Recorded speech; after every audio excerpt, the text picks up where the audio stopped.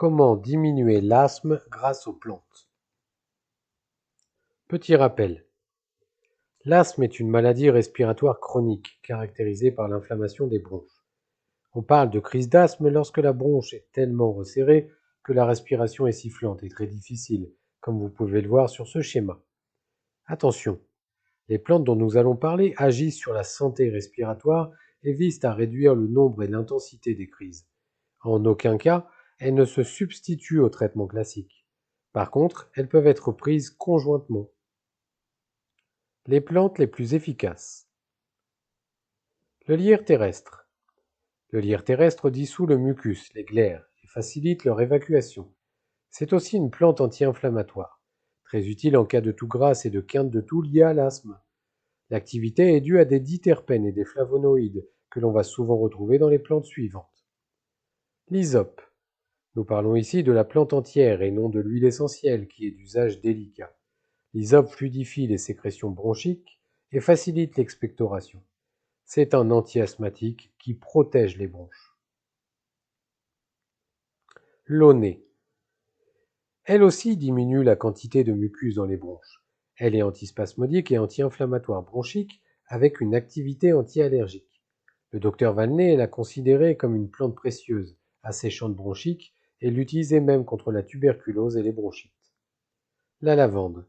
La lavande est une plante relaxante, décontractante musculaire et anti-stress.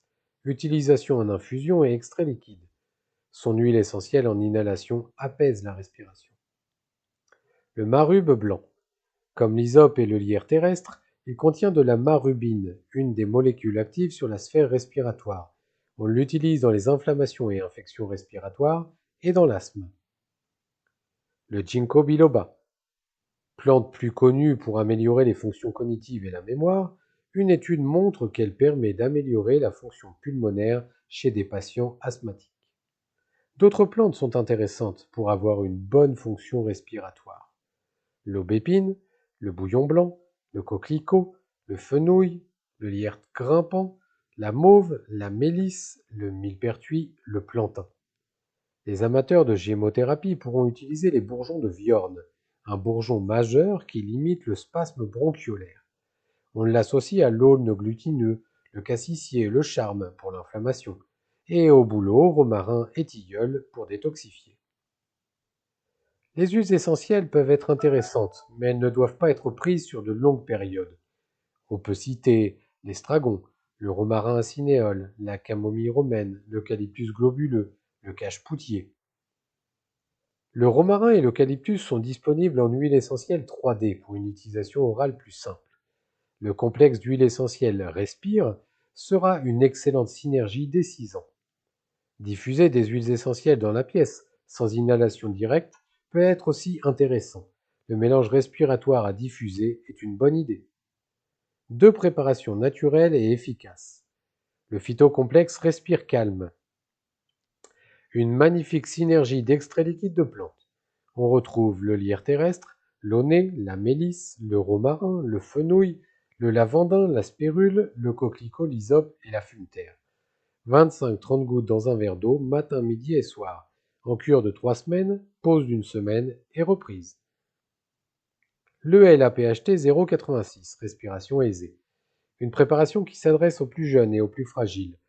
Elle contient notamment de la lavande et du marube blanc. 10 à 20 gouttes 3 fois par jour. À retenir, les plantes et préparations indiquées vont permettre d'entretenir les bronches, d'éviter que le mucus s'accumule et ainsi de réduire le nombre et l'intensité des crises. Les allergies alimentaires peuvent provoquer des crises d'asthme, à vérifier.